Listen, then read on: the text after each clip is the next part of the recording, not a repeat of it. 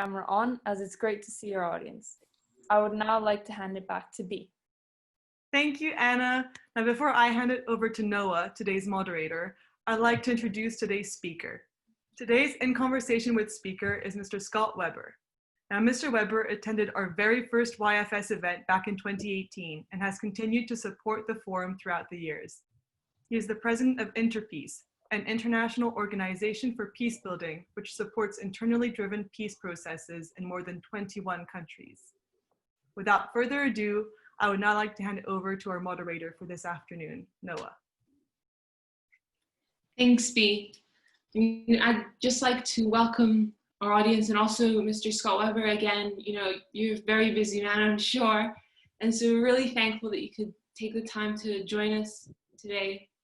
For our audience members who might not know you like we do, could you maybe introduce yourself a little bit? How did you end up as the president of Interpeace? Well, first of all, thank you to the YFS team for the invitation to come and speak to you all. I'm a big fan of this format and of the students who are doing this. So it's super impressive. So it's always a pleasure to engage with all of you. So how did I end up in this role at Interpeace? Well, I started my career in the UN, working in disaster preparedness and humanitarian affairs, and then working in political affairs, supporting the head of the UN in Geneva, who was Russian, and I spoke Russian at the time. And I was his speechwriter and assistant. And as I was doing my work in the UN and enjoying it very much, I realized that there was an entity on the margins of the UN system that was innovating like no other. And it was a super exciting space. In fact, very aligned with my values, because the organization, which is, you know, the Interpeace of today, back then was innovating in how it was making sure that the people of these societies were the ones to build their own peace for themselves. And they weren't dependent on people coming from the outside to tell them how to do that. And I loved that. That really resonated with me because I felt that so much of the way that development was done, humanitarian affairs was done, things were imposed on societies. And so it really connected with my values. So I convinced the head of that organization to hire me, and which he did. And then he put me in charge very quickly of contexts like the Balkans, like Rwanda. I spent many years helping to establish the different kinds of peace processes that Rwanda needed after the genocide against the Tutsi there. And in fact, developed a partnership also with the National Unity and Reconciliation Commission of Rwanda at the time. That took me to working on other contexts like Somalia and the Middle East and many other parts of the world, and to actually be the assistant to the head of the organization. And that was a huge learning process. And then back in 2005, a transition came about, and the head of the board of the organization, who was President Martti Ahtisaari, the former president of Finland, who later won the Nobel Peace Prize in 2018, he named me to the post of Director General of Interpeace. And so I was quite young at the time and was given a huge responsibility and have been fulfilling that responsibility ever since. It's been a huge journey, a leadership journey, a learning journey. And in 2018, the board of Interpeace created a new position of president because they felt that the role of Director General was too much. It was supposed to be focused internally on managing the organization, as well as externally on developing the strategy and engaging with the outside world.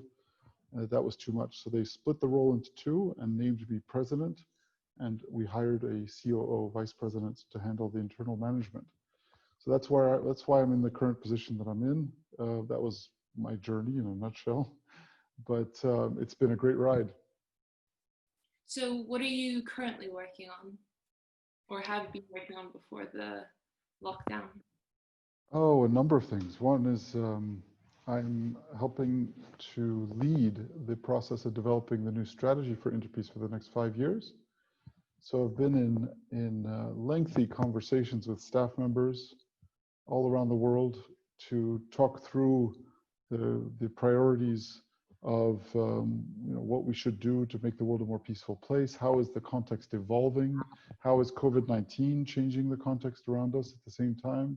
And how do we need to pivot to be more relevant and more effective in such a world?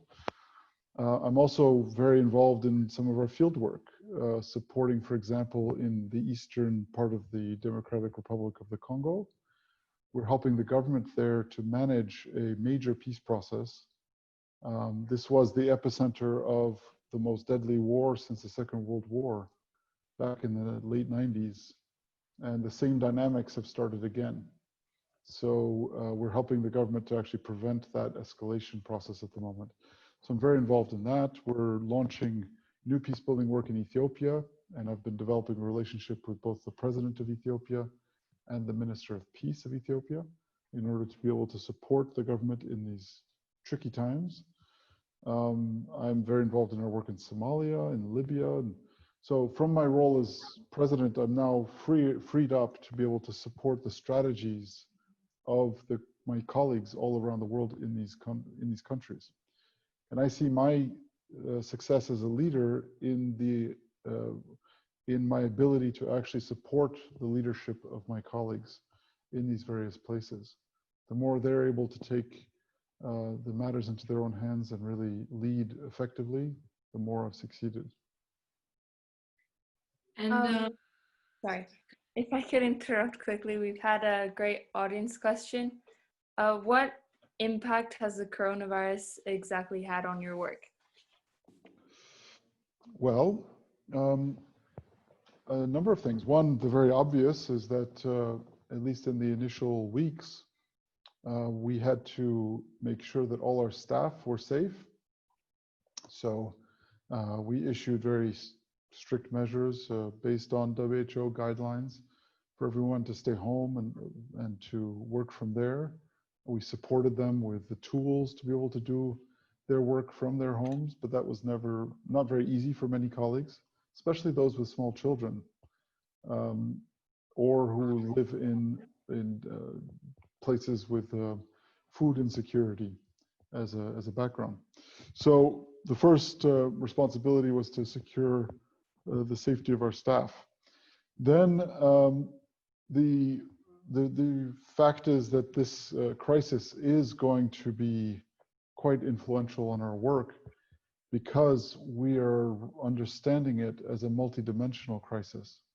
We aren't just seeing this as a health crisis with some secondary consequences, like an economic crisis and loss of jobs. We see it as a multidimensional crisis because what COVID-19 has done is it's revealed and exacerbated a lot of underlying inequalities that were there already in society and made them far worse. So much so that those sources of tension or grievance are not going to go away with the introduction of a vaccine. It's also revealed them to such an extent that now that the world is more aware of the degree to which so many people are living in precarity, that they, in my view, have a responsibility to do something about it.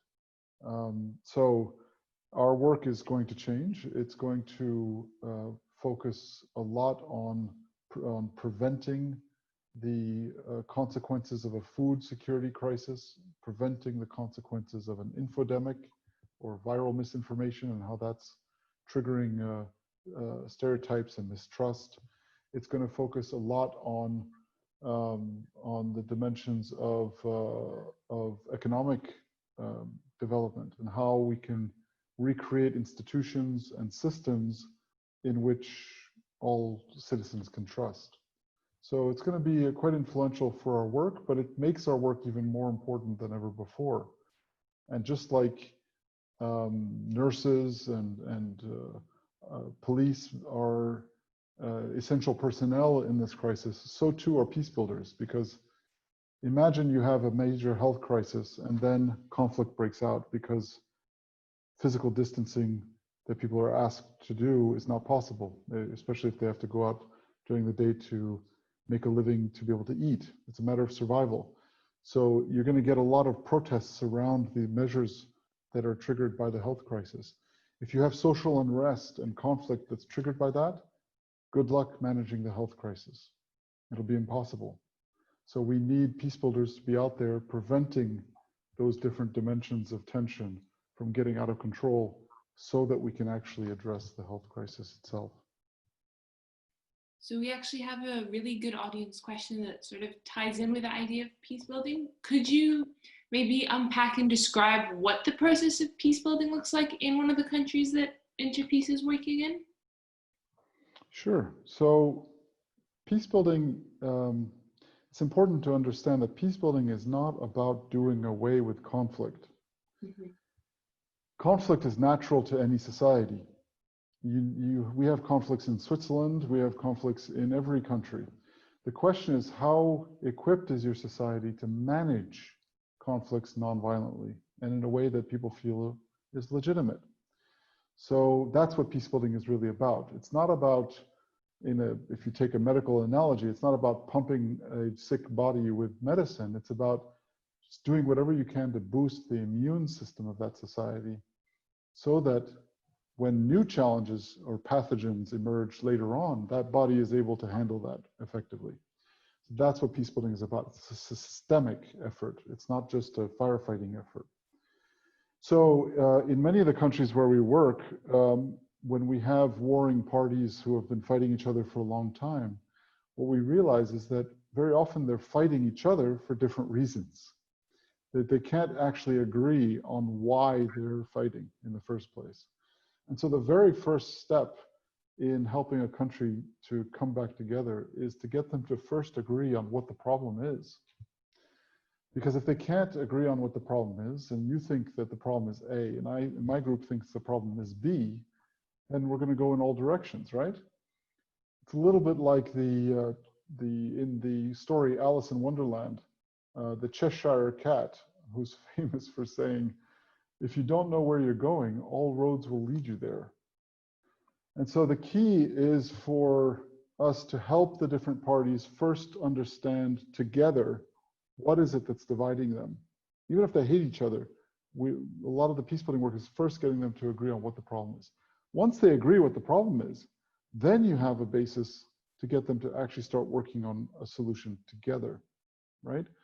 Because the difference between let's say mediation or negotiations and peace building is that mediation seeks for the differing parties to come to a table and to defend their position and leave the table sufficiently satisfied and acceptably unsatisfied, so that they're willing to accept the minimum agreement. And that's why so many mediated settlements in conflict countries don't work. They fall apart within 5 years. About 60% fall apart within 5 years and about 80% within the first 10. Peace building is more effective and longer lasting. Why? Because the parties don't come to defend their position and walk away sufficiently in agreement. Peace building is about, once they agree on the problem, they're actually co-working, co-constructing the solution. So both sides can say, this is our solution. And that co-ownership of the solution is what makes peace building so powerful and so effective. And this is a lesson that goes far beyond the kind of work I do. It's a lesson in terms of how one solves problems in life. And there's so much of peace building that is relevant in education, in many sectors. It's a question of applying such approaches and realizing the psychology that people don't want to be told how to change, and they don't want to be arm twisted into change. They want to determine their destiny. They want to be part of the solution to the problems that they face. That's part of human dignity, and peace building really taps into that. So how does that play out in many countries? From helping a country write its constitution to helping a country manage, as I said, in Rwanda, its reconciliation process, or it's revising a police law like we've done in northern Somalia. You know, if people don't trust the police, they don't tend to trust the government. Well, how are you going to get the people to trust the police? You get the people to talk to the police and the government together about what does good policing look like, so that they can all own that idea of what a proper reform of the police would be. So in our call last week, you kind of described this COVID world that we're living in as the new weird. How does that state affect the peace building efforts that you and NGPs are trying to do? Well, you know, in a number of ways, this crisis might have a silver lining. I mean, of course, the loss of life is tremendously tragic, and we've only probably seen the beginning of this crisis. So, you know, there's so much we don't know. What we don't know about the virus and how it behaves is much greater than what we do know. So we need to be humble, including when we look at very promising statistics of the World Health Organization about the impact of COVID on Africa, for example, where the rates are very low. Is it because Africa took decisive action early and was able to stem the spread, or is it just too early to tell? Or are there many other factors? We don't know. So it's people who jump to conclusions about this, we really need to be careful. But I think one of the things that I'm actually encouraged by is the fact that flights have been canceled. The fact that countries are under lockdown has made it ever more evident to the world of international assistance that the only way to proceed is really to enhance the resilience of a society to manage its own needs itself, rather than to continue with the models of international assistance which depend on outsiders coming in with things to provide as solutions. I think the emphasis is going to properly flip, and as it should. And we should really take this time to reflect on our models, on the intervention models, and make sure that they are really recalibrated to be about self-sufficiency, to be about a country's ability to work together to solve problems. And anything that actually enhances dependencies, we really need to change them. Now, that doesn't mean that we don't need multilateralism. We absolutely do. You know, we are so interconnected now as a world, as the COVID-19 virus is also reminding us very, very clearly. We're so interconnected, and everything has been so accelerated by technology that the whole policy stance of nationalism and isolationism is a hollow concept. Now, it doesn't mean that countries can't be more resilient themselves, but our resilience shouldn't mean that we don't need each other too. It's really about our interconnectedness. A virus doesn't respect borders, just like terrorism or climate change or other things. To help another country, so international solidarity is in fact a form of enlightened self-interest. If you don't help the countries next door to solve their problem, it will come home to roost in your country. So we need that kind of international solidarity, but the focus of international assistance, I think, will change, will be affected by this, but in the right direction. It'll be about making sure that Rwanda can handle its own affairs, that Congo can handle its own affairs. That'll be a good thing. You use the word resilience when describing kind of this. What does that mean to you?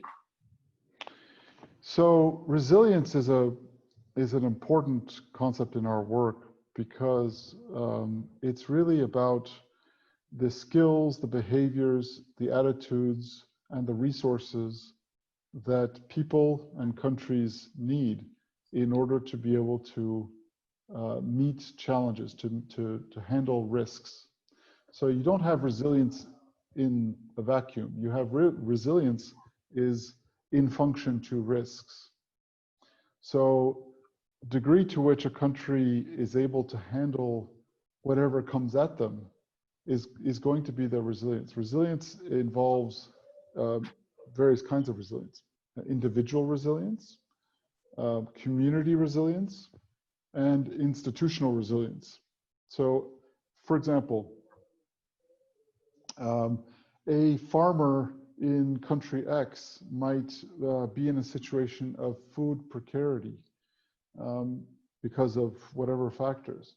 But that farmer's ability to overcome that challenge will depend on a number of things. And if you don't understand and analyze that farmer's factors of resilience, it'll be hard to know what kind of assistance they actually need. So it could be that that farmer doesn't have the right seeds to be able to grow the right food that is that can survive in the temperatures or whatever. It might not. Maybe they do have the right seeds, but maybe they don't know the right farming techniques to be able to be as productive as possible. So maybe it's a knowledge issue, not a resource issue. Seeds would be a resource. Knowledge is another. Or maybe the farmer has the seeds and the knowledge, but in order to be able to farm the land effectively, they have to be on good terms with their neighbors and get shared labor with the neighbors. So social cohesion and trust with your neighbors is going to be a part of resilience. So maybe it has the seeds, resources, knowledge, knows how to farm it properly, but doesn't have social cohesion, doesn't trust the neighbors, and they won't work together to plow the larger field. Whatever, there are many factors like that, but if you need to break down any situation based on the sources of resilience involved to know how can someone meet the next risks effectively. And if you macrosize that, you can do that type of analysis at the level of a whole country.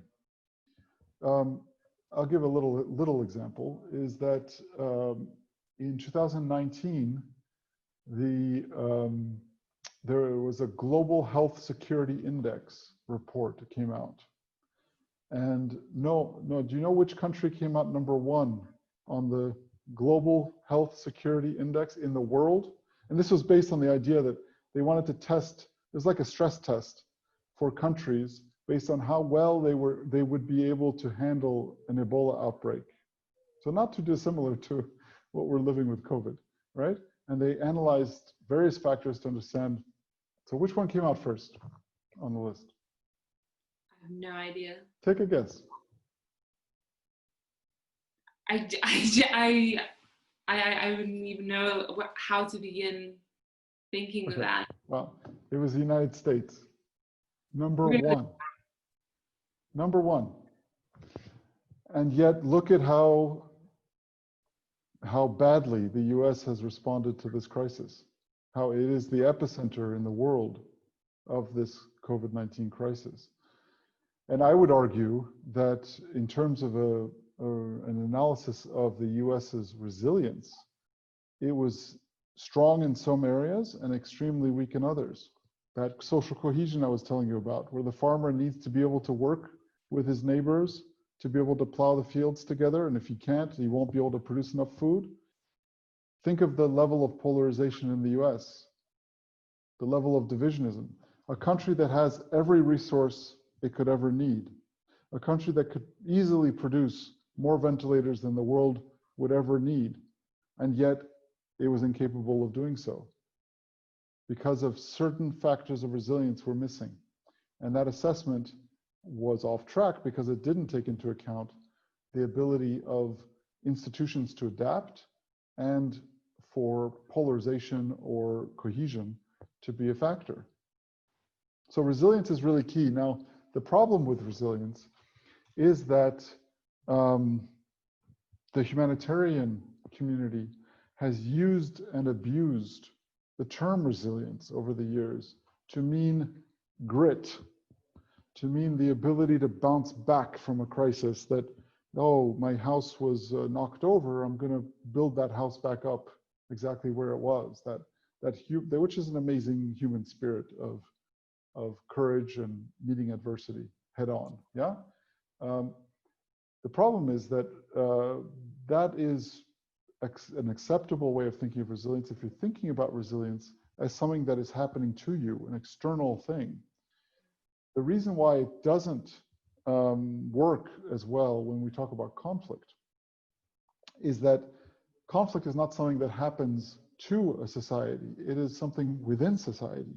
It is something that actually affects the very bonds within society that you need between people and groups to be able to handle that flood if it happens, for people to bind together and meet the challenge.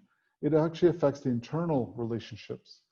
And therefore, it's critical when we think about resilience to not just think about bouncing back to the status quo ante, to what happened before, the situation you had before, as humanitarians would define it. It's important to look at resilience as an ability not just to cope and to adapt, but to transform your situation. So how are you able to take lemons and make lemonade out of it? How are you able to take a bad situation and not just go back to what you had, but make sure that you're never going to be vulnerable to that again? That's resilience in the way that we would define it. I've got another audience question. So do you think that social cohesion will increase across countries as a result of this pandemic? I think that unfortunately we are in a dire situation when it comes to multilateralism. And multilateralism being the relationship and cooperation between countries. That said, I think that does not reflect the spirit of solidarity, of common humanity amongst people. And I think that's why we have a deep, it's one indicator or one manifestation of how we have a deep crisis of trust in our institutions. Our institutions today, governmental, economic, don't really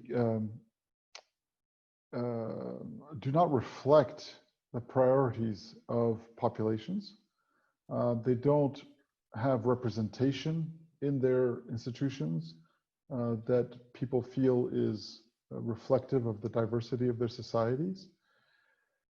And so trust is at an all-time low in most institutions, and that's extremely serious. It's probably most worrisome when we think of young people and how they don't trust institutions today. And our governments don't know how to talk to young people. We don't know how to engage with them.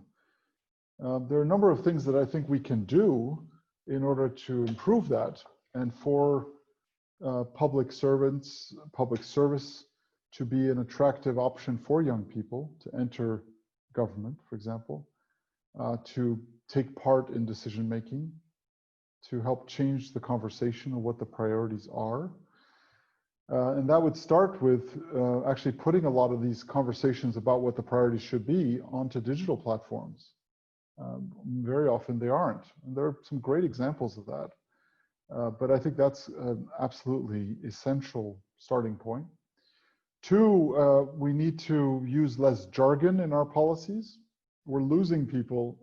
People don't understand what the hell we're talking about when we're trying to get populations to reflect on a complex question, and we use lingo and terms that just alienate, absolutely alienate, and are almost designed to alienate, to keep the conversation amongst a small elite of legal experts, for example.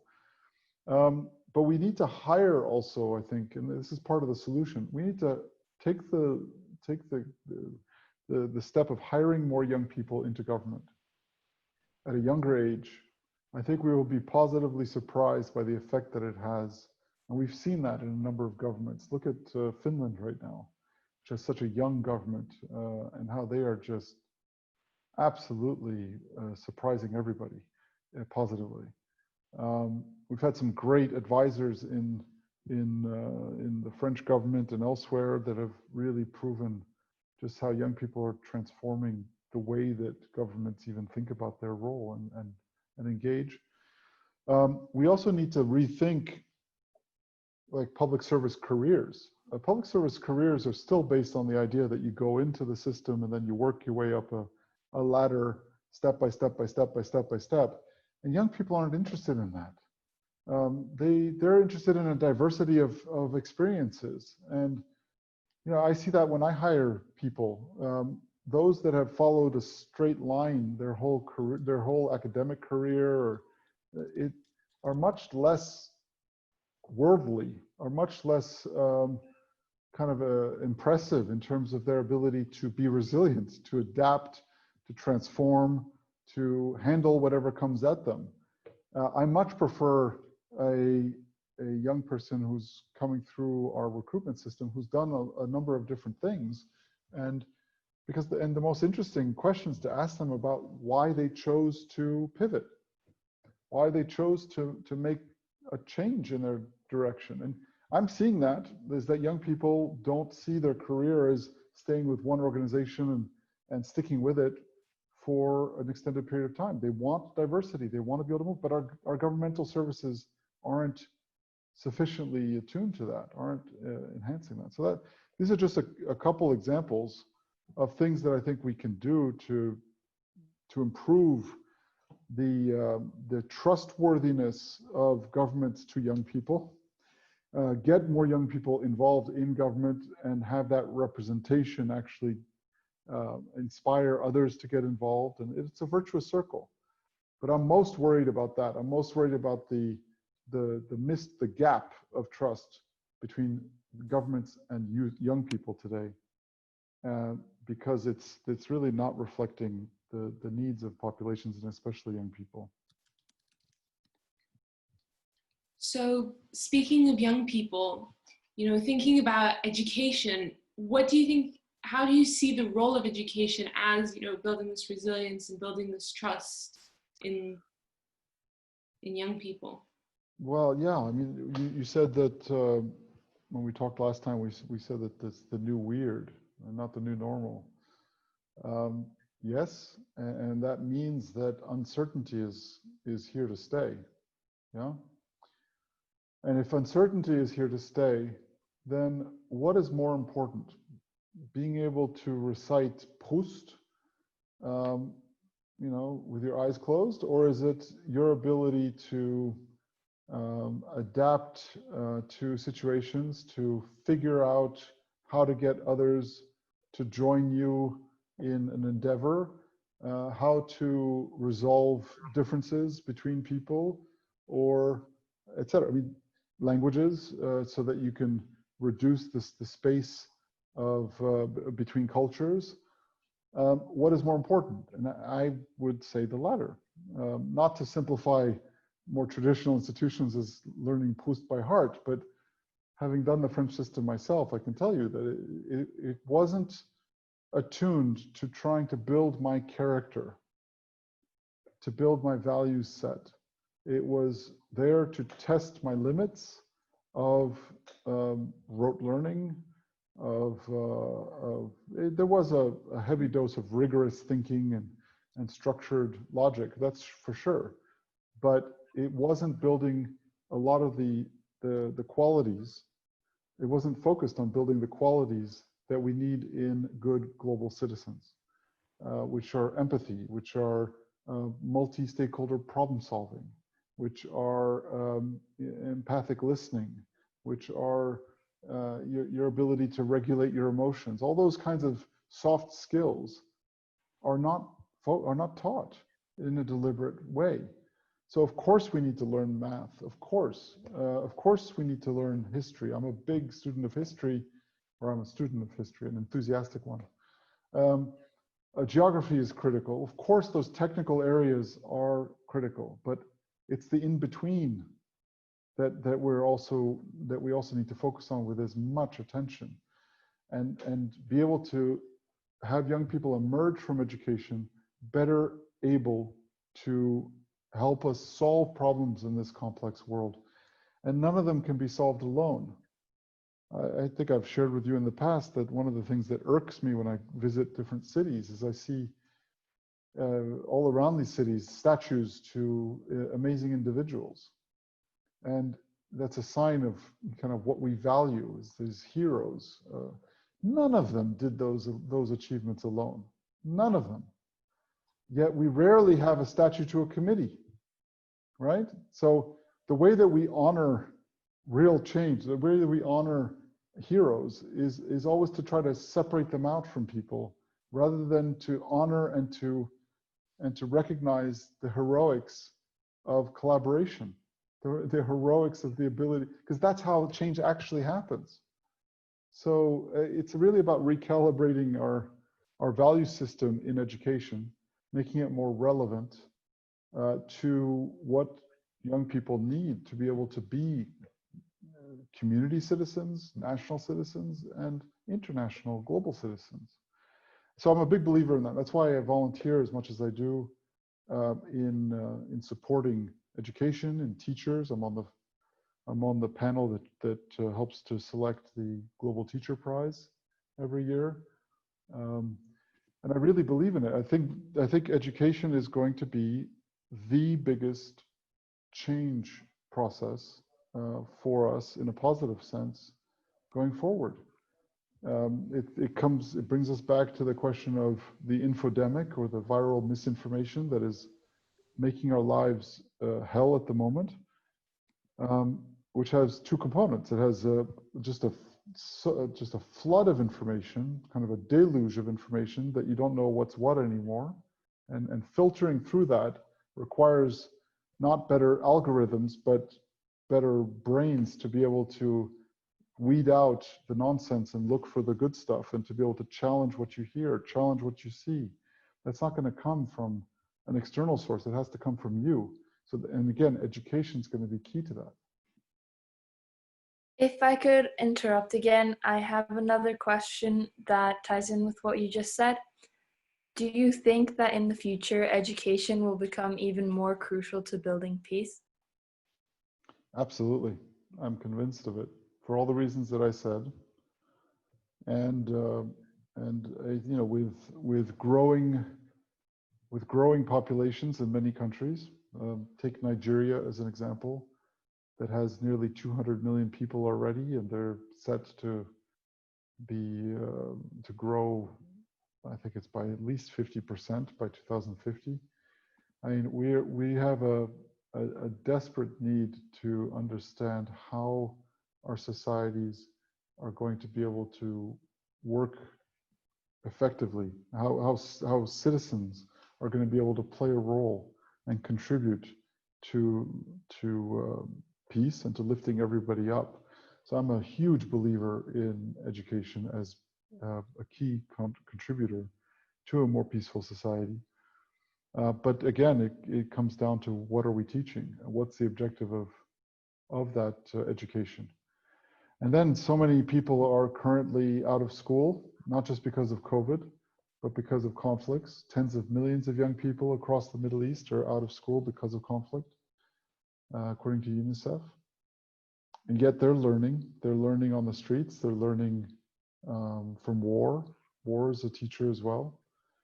So the challenge of education isn't just tweaking elements of our curricula here in this country or that country. It's to really understand, well, what is the minimum basis for a good national and global citizen, and ensuring that those values are instilled through both formal and informal channels. The real classroom for most young people is the home. And yet, it's not the formal school, it's the home. That's where they acquire a lot of the key values and for young people, for example, and young men, of what it means to be a man, or for a girl, for what it means to be a woman. These kind of constructs are first formed in the home, then probably in the streets with your friends or your cohorts, and then thirdly in the classroom. So if you look at education as a holistic effort across those three realms, and really try to infuse that with the right values, I think we can go very far. but I don't think we are currently attuned to this. And we need to look also at what this COVID crisis is going to mean for the format by which education is delivered as well. You know, we're probably going to move away from the idea that you have to go to an institution to get knowledge, but it's rather going to be people accessing knowledge from where they are. And if that's the case, how do we organize that? I don't have solutions to it, but I feel that there's going to be such a thirst and a need to render education much more ubiquitous that we're going to have to rethink the formats of our educational efforts. So I think we have time for one more question before we kind of open it up to our audience, which, you know, a lot of them are students and might be interested in having a career in government. What advice would you give to those students? I think internships are critical. Really try to secure 1 or 2 internships. Use your summers effectively. Myself, I did a summer internship at the State Department in the US, so in the Foreign Service. I was going to Georgetown University and I was studying international affairs, and I thought, you know, one of the directions of travel could be diplomacy. And it was a fascinating experience. I would absolutely do it again, but it definitely taught me I didn't want to work at the State Department. So that was extremely helpful, because the most useful, in fact, internships that I've done, and I've worked at a newspaper, I've worked in businesses, I've worked in a lab, were the ones that told me what I didn't want to do. That is invaluable. Figuring out what you don't want to do and eliminating it from the table is so helpful, because, you know, when you're bright young people like yourselves, you know, the world is your oyster. You have so many options. You could go in so many different directions. That's in fact a bit stressful sometimes. So being able to say and test out if this is something that could be of interest was super important. So in public services, the same thing. I would test it out.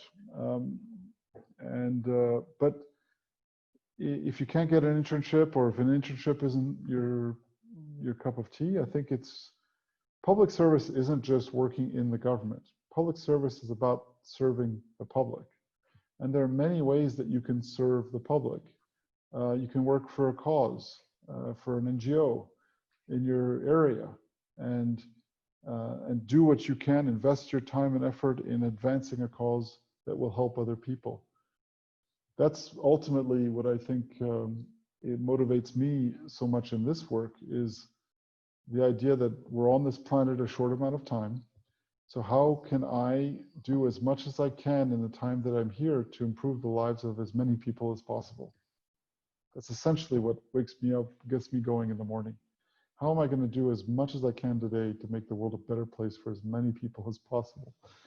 And I'm fulfilled because I feel like in my small way, I'm contributing to that every day. And even if I have a frustrating day, in the big picture, I look back and say, you know, this is moving forward. This is moving the ball downfield. So figuring out how you can contribute to society is going to be a big part of one's sense of purpose. And I think that's, as you explore career paths, trying to identify what's going to give you a sense of purpose is really, really important. And lots of things can do that.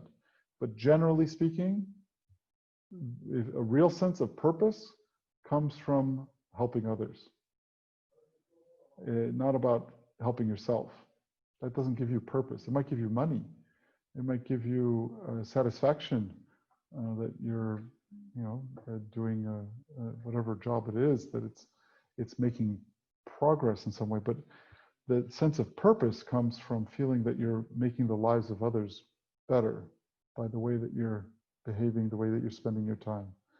And that is something that is just invaluable for happiness in life, a sense of purpose that way.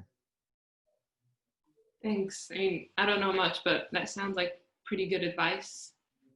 But, you know, now I think we're around the 1:45 mark. I think I'll take this time to be quiet and give you guys, the audience, to ask some questions. If you want to ask Mr. Weber a question, all you have to do is go to the participant tab and raise your hand, and we'll call your name and you can ask your question. You can unmute yourself and ask your question. I think a couple of minutes ago, Andrea raised her hand. If you still have a question, you can ask it now.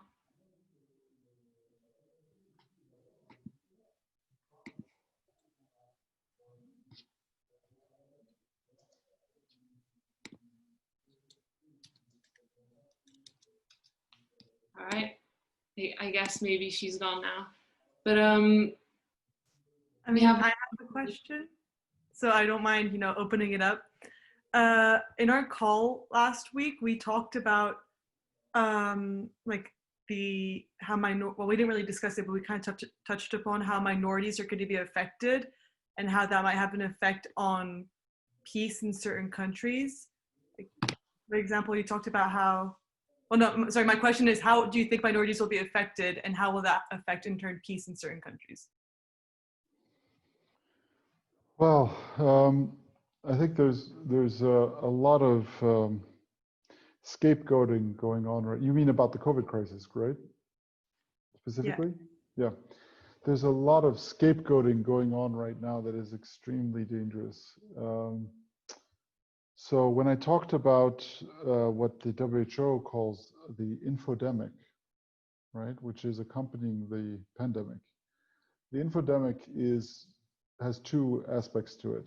As I mentioned earlier, it has one aspect, which is just the flood of information, which drowns out the quality information, the official guidance that people need to hear. That's one problem of this infodemic. The much more dangerous, in fact, aspect of it is what we call the viral misinformation that is circulating and spreading faster than the virus itself. And there you have wild theories about how Europeans cooked up this virus in a lab to rid Africa of its population so they can take their resources in a neo-colonial strategy of domination, for example. Or the same is being said about the Chinese. Or that this is actually a virus that's riding on the back of certain nomadic peoples who are going to carry it from country to country, and it's their fault that we have this. So xenophobia, scapegoating minorities in countries is already starting and is getting vicious and particularly dangerous. So I think that's why we have to guard against that dynamic taking hold. The main way that we can address this is by recognizing that people don't trust information. They trust the source of information. So if you trust Donald Trump, then whatever comes out of his mouth, you're basically going to trust. You can trust Mr. Fauci, then whatever he says, you're going to trust. Now, I would trust Mr. Fauci very much because he's a scientist, but politics aside, the issue is that we trust the individuals or the sources of information, not the information itself. And so that's why in peacebuilding, it's so critical for us to be extending our reach to as many communities as possible in the 20 plus countries where we work, all the way down to the local level, and that we help to identify in those places the individuals in whom everyone trusts.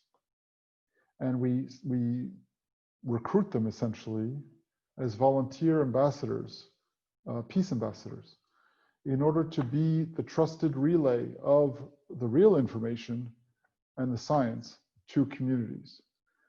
So that is going to be a key part of the peacebuilding contribution to the COVID response. Is going to be to identify the people, and they always exist in every community. It's often a teacher, by the way, and you should think of your teachers maybe differently because of this lesson, is that very often in communities, in rural areas, just like in cities, families trust teachers because they entrust their children to them. They tend to be the most educated person in the village. And that that garners a certain respect. So being able to find those people and soliciting their help to be able to only spread the right information and to dispel the information that's coming through from other channels is going to be a big part of managing the infodemic in that way. Thank you. I can see we had another audience question from Lania Dan. You can ask it. Yeah. Hi. So my question is, when you were around our age, so like 15 to 18, is this the route that you wanted to go in? And were you also encouraged by like your parents to work in this sort of field? Yeah, great question. So, yes, you know, the thing that really rocked my world happened when I was 16, or I guess between 14 and 16.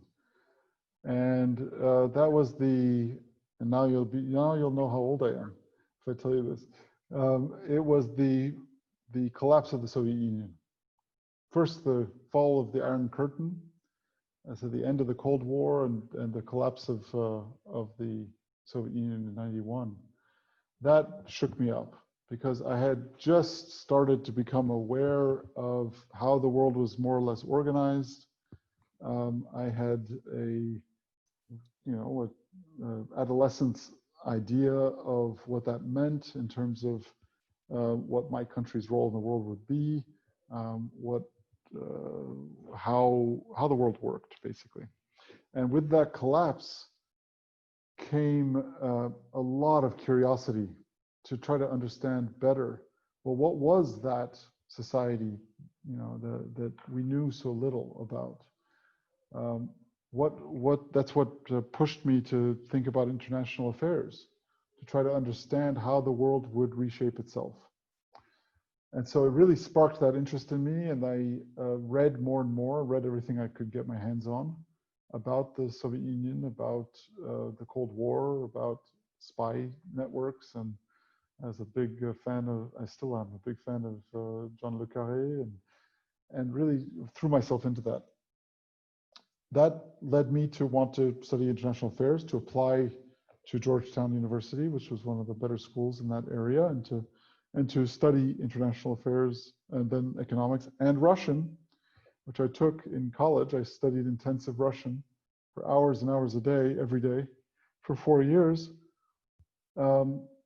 And that's what got me my first job, was my intense interest and study of the former Soviet Union. And I was doing that as soon as I joined the UN, working mainly in the former Soviet states. So that kind of shock to my system that sparked curiosity led to my choice of studies and led to my career path, indeed, very much. So with this crisis, I hope that one of the positive things it will do is kind of have the similar kind of shock to your systems, to want to try to understand, well, how was the world organized before and how might it be organized differently in the future? And how can I be part of shaping that? So that would be something I would encourage you to get curious about if you're not already, because we've had a post-COVID world, or sorry, a pre-COVID world for sure, but I'm not convinced we're going to have a post-COVID world. I think we're going to have a with COVID world, or a COVID-affected world going forward. It will be different. Some things might be better, because it's a real chance to rethink our fundamentals, as I was saying earlier, rethink our institutions, to make them more trustworthy, more values-based. But a lot of things will be much more difficult too. So I hope that sparks an interest in all of you. Thanks, Sonny. That was a good question. Do we have any maybe other questions from the audience? If not, I'd just like to thank Mr. Weber one more time again for his time and his insights. Thank you so much for doing this with us, and I hand it back to B. Thank you, Noah. Thank you, Noah. And I also want to thank you again, Mr. Weber, especially for being such a strong supporter of the forum throughout the years. And I want to thank all the alumni, parents, visiting schools, and IZL students who have joined today. And thank you for making this session what it was. This is all we have time for today, I'm afraid. And if you want to tune in tomorrow, we'll be hosting Rosie Garthwaite on our In Conversation With. So make sure you keep an eye out on our social media, so Twitter, Instagram, our website, etc., for more info. And thank you again to Mr. Weber for joining us. Thank you. Thanks, everybody. Take care. Good luck with the rest of your studies and university. Thank you.